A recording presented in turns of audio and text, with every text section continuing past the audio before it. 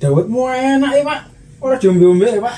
Tuh, ini loh, aku tuh habis sholat Jumat tadi, terus dapat dawet, cuman tak taruh. Melihat berita-berita zaman sekarang ini, ya Allah, banyak banget berita informasi bunuh diri terbaru hari ini, bunuh diri lagi. Saya nonton YouTube juga nih, ada polisi duga mahasiswi koas di Semarang tewas bunuh diri. Insya Allah, kiki apa sih yang dipikirkan ya? Ada juga nih depresi karena skripsi, mahasiswa semester akhir tewas terjun dari kos lantai 4. Astagfirullahaladzim. Apa ya yang dipikirkan mahasiswa tersebut?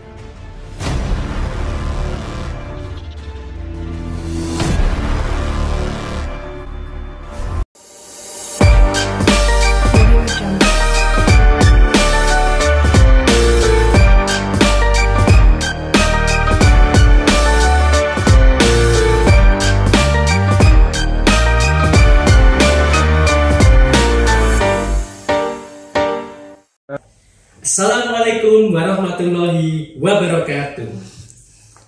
Selamat pagi Soseki, Sobat Sehat FK UII. Bertemu kembali dengan saya Dok Yud.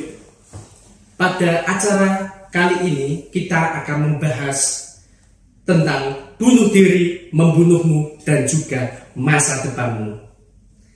Bersama dengan saya dan juga ada Dr. Hila di samping saya dari Departemen Forensik dan Mediko Legal Fakultas Kedokteran Universitas Islam Indonesia.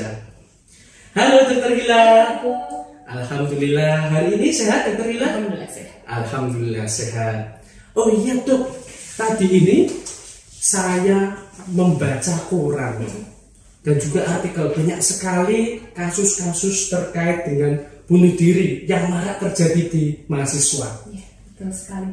Oke, dokter juga pernah mendengar tidak Dok terkait dengan hal tersebut? Benar, sama banget Mas. Jadi kebetulan tadi pagi nggak lama gitu ya, sempat baca-baca terkait dengan kasus-kasus yang ada di kalangan mahasiswa. Ternyata banyak sekali, dan baru kemarin saya juga mendapatkan kasus yang sama. Jadi ada kasus bunuh diri di kalangan mahasiswa.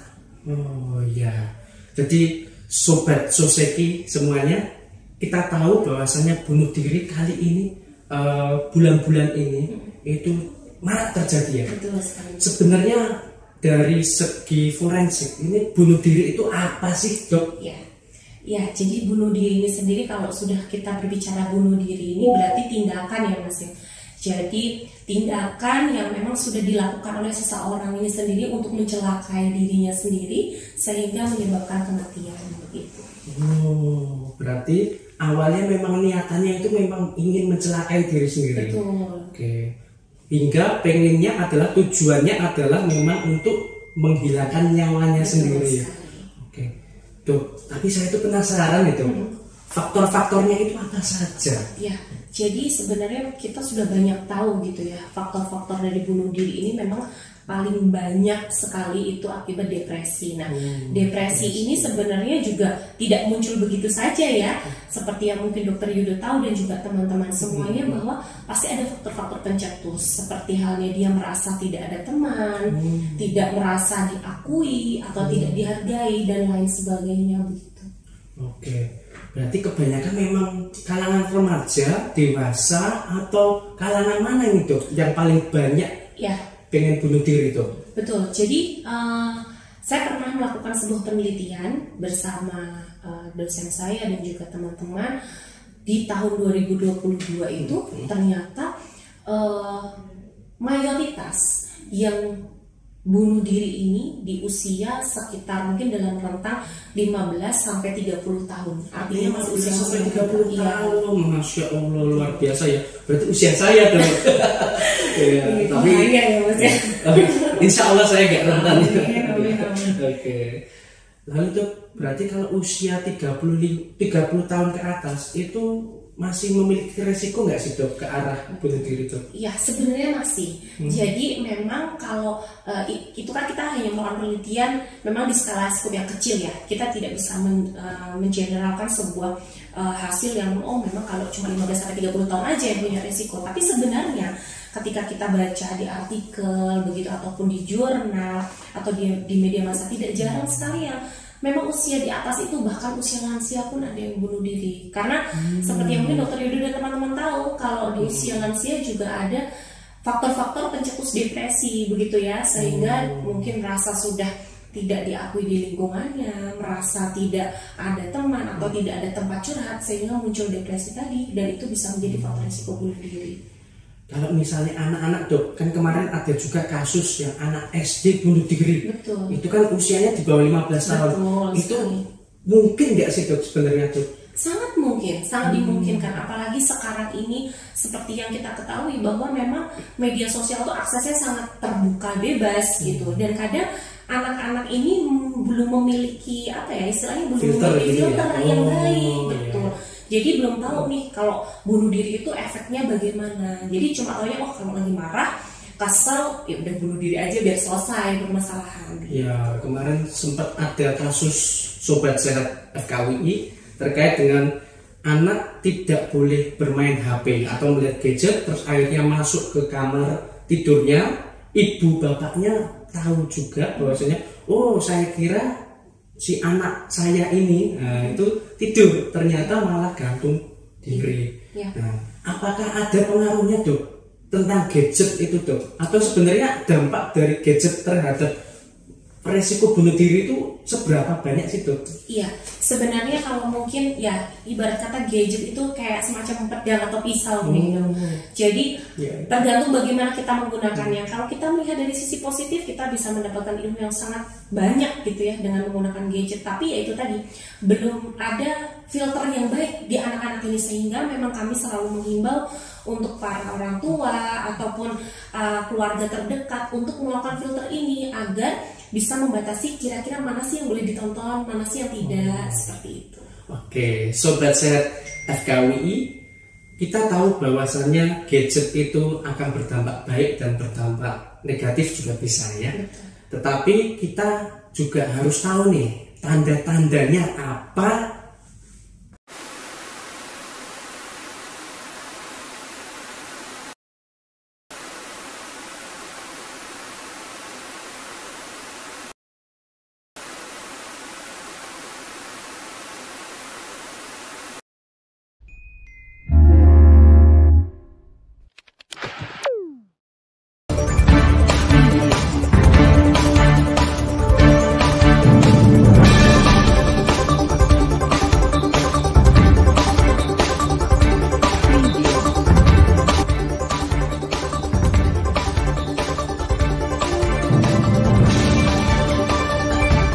Jadi tadi kan Dokter Hila menyatakan bahwasanya gadget itu bisa berdampak positif dan juga bisa berdampak negatif.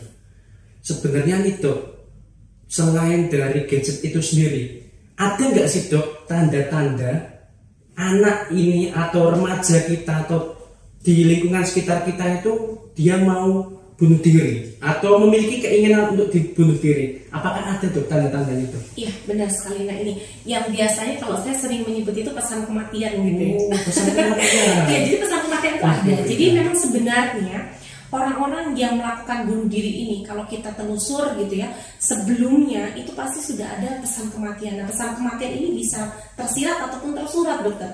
Jadi kalau tersirat itu mungkin dia merasa biasanya kayak yang dulunya mungkin ceria sekarang jadi murung, jadi menarik diri, lebih ingin sendiri gitu, lebih sedih. Kemudian bisa ada yang mengatakan mungkin ke orang terdekatnya biasanya dok itu rasa ingin mati, atau mungkin saya udah lelah menjalani hidup seperti itu, atau bahkan tidak jarang saya temukan itu ada yang sampai menulis surat, Dok. Menulis surat. Ya, menulis surat curhatan dirinya bahwa dia tuh sudah tidak mampu, tidak merasa didengar dan sebagainya. Nah, mungkin kadang kita menganggap kalau ada orang yang bilang, aduh aku pengen mati aja, aduh aku udah capek, kita nganggap biasa ya, Dok ya. Padahal itu sebenarnya suatu sinyal yang bisa dikatakan harus kita waspadai. Warning alarm. Betul. Sobat Sehat FKWI. Oke. Selain itu, Dok, tadi kan ada sinyal-sinyal atau ada tanda-tanda tersebut. Kalau misalnya kita menemui di masyarakat atau di samping kita lah, misalnya ada anak kecil kok bilang, oh saya mau mati aja, tindakan kita itu apa sih, Dok, sebenarnya, Dok? Ya, oke. Ya, itu yang paling penting adalah yang pertama, kita jangan pernah mengabaikan itu. Jadi jangan anggap paling bercanda gitu ya, paling cuma omongan biasa. Tapi kita harus hati-hati, artinya kita gali dulu nih, kita lakukan pendekatan. Maksudnya ini kenapa sih kok pengen mati itu, kenapa, mungkin ada masalah atau apa ya. Yang jelas kita menjadi pendengar yang baik terlebih dahulu gitu. Kemudian kalau misalnya kita merasa memang masalahnya sudah cukup complicated atau memang ada gejala-gejala yang mengarah ke arah depresi, mungkin kita bisa arahkan untuk adanya pendampingan dari psikiater ataupun psikolog begitu. Oke, jadi Sobat Sehat FKWI, jangan pernah ragu untuk mendampingi anak putra putri kita semuanya dari tahap bermain, belajar, hingga bergaul dengan teman-temannya sekitar. Jika ada tanda-tanda tersebut, segera hubungi psikologi atau psikolog terkait dan juga psikiater terkait untuk mendapatkan pendampingan khusus seperti itu. Jadi dokter, sebenarnya ada pesan-pesan tidak sih, Dok? Saya sebagai orang tua misalnya, Dok, agar anak saya tidak menjadi seperti itu atau melakukan atau memiliki niatan untuk bunuh diri, Dok. Ya, mungkin sebenarnya untuk semuanya ya, untuk semuanya, baik orang tua ataupun buat mahasiswa ataupun siapapun gitu. Kita sebagai umat Islam tentunya tahu bahwa sholat itu menjadi kewajiban ya, Dok ya. Itu. Dan kadang kita mungkin menganggap ya udah sholat aja, tapi ternyata tidak memaknai esensinya. Sebenarnya ketika kita belajar lagi berdasarkan surat Al-Baqarah ayat 45 ya, wasta'inu bisobri wasolah gitu, dan jadikanlah sabar dan sholat itu sebagai penolongmu. Artinya kalau kalian sholatnya baik, ibadahnya baik, insya Allah akan Allah berikan pertolongan. Jadi jangan merasa sendiri, karena Allah sendiri selalu ada gitu. Nah, kadang ini pengalaman saya gitu, dari keluarga korban ataupun orang terdekat korban yang bunuh diri ini biasanya sering bercerita bahwa memang sebelumnya itu korban sering merasa sendiri, sering merasa tidak didengar. Ya mungkin kalau saya boleh berpesan buat yang umat muslim, tingkatkan terus ibadahnya, terutama sholatnya dijaga 5 waktu, karena janji Allah pun jelas gitu, dan hadis-hadis pun banyak ya, Dok, gitu, bahwa sholat ini bisa menjadi salah satu penenang hati, obat hati dan sebagainya. Dan kita harus ketahui juga bahwa ketika hubungan kita dengan Allah itu baik atau dengan Tuhan baik, insya Allah Allah juga akan berikan kebaikan ke kita. Kebaikan juga, ya. Berarti sebenarnya ada ya, Dok ya, hubungan terkait dengan kedekatan religius terhadap Tuhannya dengan ingin atau pengen merasakan bunuh diri itu. Benar. Gitu, ya? Ada, dan banyak sebenarnya, dokter, untuk terkait dengan penelitian yang udah ada itu sebenarnya banyak gitu. Cuma mungkin belum banyak masyarakat yang mengakses begitu. Saya yakin sebenarnya ketika mungkin masyarakat bisa meningkatkan kualitas keimanan, minimal dari sholatnya dulu gitu ya, Dok, kemudian belajar untuk sabar, saya yakin mungkin tidak akan ada yang berkeinginan untuk bunuh diri. Oke, Dokter Hila, alhamdulillahirobbilalamin. Terima kasih Dokter Hila yang telah memberikan pencerahan pada Soseki pagi hari ini. Oke, kita sudah di penghujung acara, Dokter Hila. Waduh, sayang sekali nih. Tapi tenang aja, kita akan ada episode berikutnya bersama narasumber-narasumber yang lebih kece lagi. Oke, terima kasih juga kepada para pendengar setia Soseki, Sobat Sehat FKWI, dimanapun Anda berada. Saya Dok Yud mengucapkan terima kasih. Wassalamualaikum warahmatullahi wabarakatuh.